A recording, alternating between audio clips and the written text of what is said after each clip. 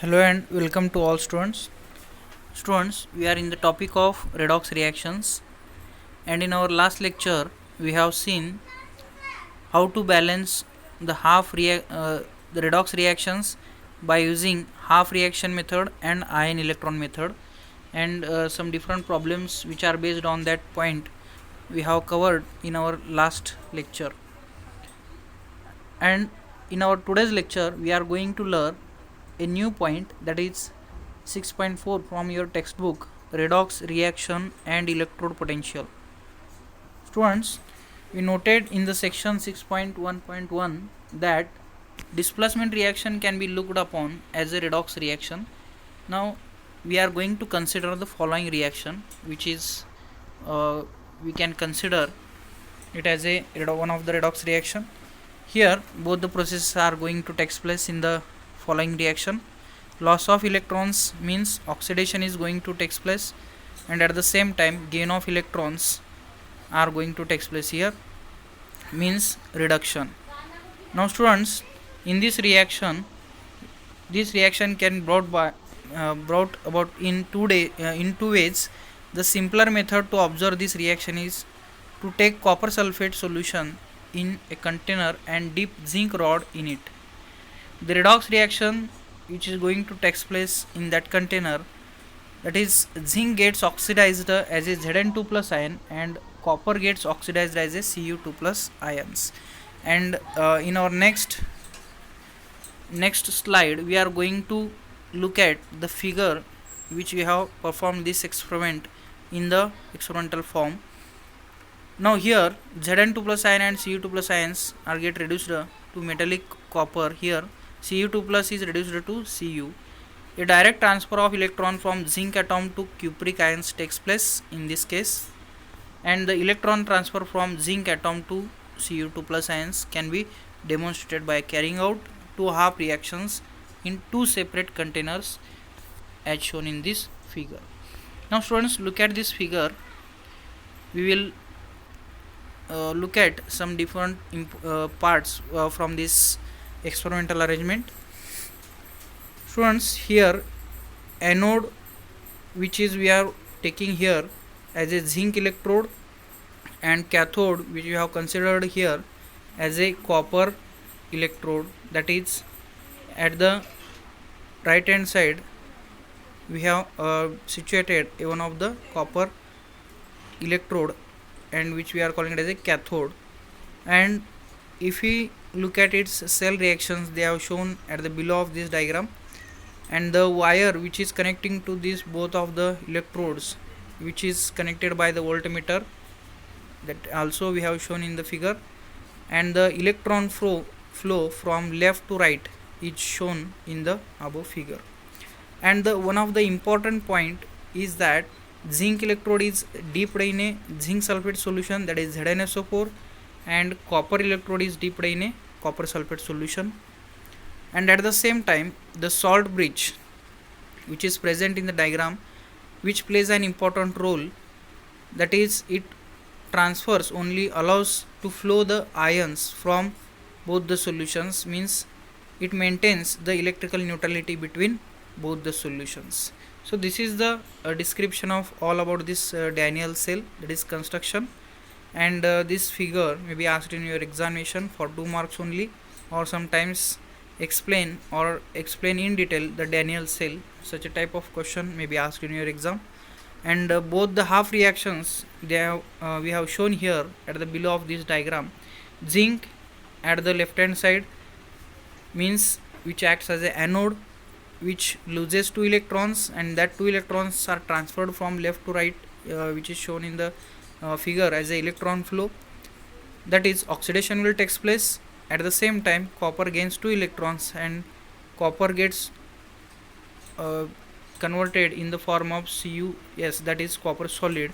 Reduction gain of electron takes place. So this is all about the diagram which we have described here.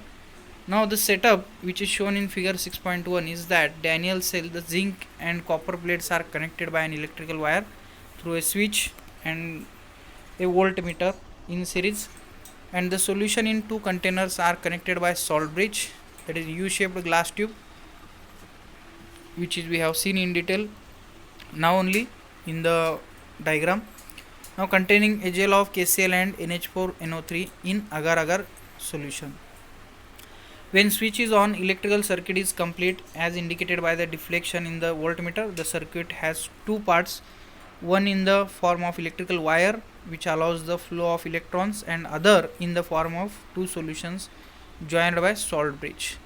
In solution part, that is in copper sulfate or zinc sulfate solution of the circuit, the electrical current is carried by movement of ions, that is in solution. And when a circuit is complete, the zinc atoms on zinc plate spontaneously lose electrons which are picked up in the external circuit due to the electromotive force. The electrons flow from the zinc plate to the copper plate through wire that we have already stated in the while explaining the construction of the figure, that is cell. In the second container, at the same time that electrons are received by that electrode these electrons through the copper plate and are reduced to copper atoms which gets deposited on the copper plate. Here zinc plate acts as a anode and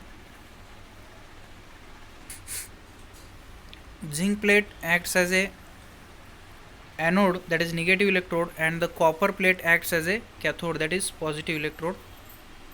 Thus when two half reactions, namely oxidation and reduction, will take place at the same time, allowed to take place in separate container, and provision is made for completing the electrical circuit. Electron transfer takes place through the circuit. This results in the flow of electric current in the circuit as indicated by the deflection in the voltmeter. This is a simple electrochemical cell, what we are calling it as a Daniell cell, in which electricity is generated by redox reactions. Means both the reactions are taking place in the same container. In an electrochemical cell, electron flow in the external circuit from anode to cathode, while the conventional currents flow from cathode to anode. This should be taken into account. And electrical potential is said to be established at the two electrodes of an electrochemical cell. It is called as electrode potential, and that electrode potential and electrochemical series now we are going to look at in the next point. The magnitude and direction of the electrode potential depends on the nature of metal and ions, concentration of ions and temperature. The reaction associated with an electrode is called as electrode reaction, and the two chemical species are linked by transfer of electrons from and forms redox couple. Now students, the next important point from this chapter is standard electrode potential. When the concentration of each species taking part in the electrode reaction is unity and the temperature is 298 Kelvin, these are the standard conditions for the measurement of standard electrode potential. Observed electrode potential is called standard electrode potential, that is denoted by E0. By convention, the standard electrode potential of hydrogen electrode is 0.0 volt. For this as a internal standard, we have considered as a standard electrode potential of hydrogen as a 0.0 volt. Standard hydrogen electrode is used as a reference electrode for determination of E0 of other electrodes, that is values of various redox couples. And the significance of this E0 value is very important here. The electrode reaction considered for the electrode potential is reduction reaction. Therefore, value and sign of standard electrode potential is measure of tendency of active species in the electrode reaction to remain in the oxidized or reduced form. Means in this chapter we have already seen the oxidizing species as well as the reducing species. So the electrode potential is a measure of tendency of active species in the electrode reaction to remain in the oxidized or reduced form. And the negative E0 means redox couple is a stronger reducing agent than H plus H2 couple. This should be very important point that will tells us means which is the stronger reducing agent and which is the lower reducing agent, or we can say the oxidizing species. Now students, the next table 6.1 which shows standard electrode potentials of reduction process of some redox couples. that now we are going to look at here in the table. Students, look at this table 6.1. Large negative value of E0 means that redox couple is stronger reducing agent.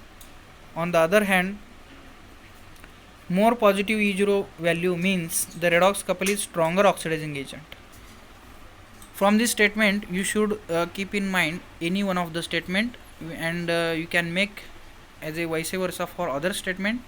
From the table 6.1, it is seen that the alkali metals have high negative value of E0, that is standard electrode potential, which means that they are strong reducing agents. You can make it as a underline for alkali metals. They are nothing but what you can say that they are stronger reducing agents. The alkali metals have great tendency to give away electron and form cations. This is the theory behind that, and which is very important for identifying the alkali metals which has the high negative value of E0. On the other hand, fluorine has highly positive value of E0 and thus great tendency to gain electron. This is the character of fluorine, or we can say the fluorine family elements, that is electronegative elements, means they has the greater tendency to gain the electrons and is therefore we can call it as a very strong oxidizing agents. Now students, you can observe these values, that is for fluorine as a non-metal, and for different metals also you can look at their EMF values, that is standard EMF values, and you can say that whether it is a stronger oxidizing agent or stronger reducing agent. And some problems which are based on the above table, they are also provided here in your textbook. You can solve it, they are very easily. You can calculate by doing simple subtraction and addition. So all about this is all about in our today's lecture. Thank you very much. This is the end of the chapter.